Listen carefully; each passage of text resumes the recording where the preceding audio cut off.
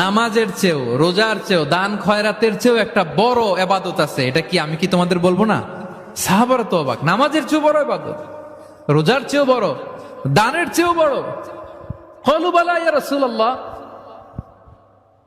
সাহাবারা বললেন অবশ্যই হে নবী, হ্যাঁ আপনি বলেন সেটা কি? বিষ্ণু সাল্লাল্লাহু আলাইহি ওয়াসাল্লাম বললেন ইসলাহু যাতিল বাইন, বিবাদমান দুই গ্রুপকে মাঝখান দিয়ে যে মিলিয়ে দেয়া। নামাজের চেয়েও বড়, রোজার চেয়েও, সাদাকার চেয়েও বড়।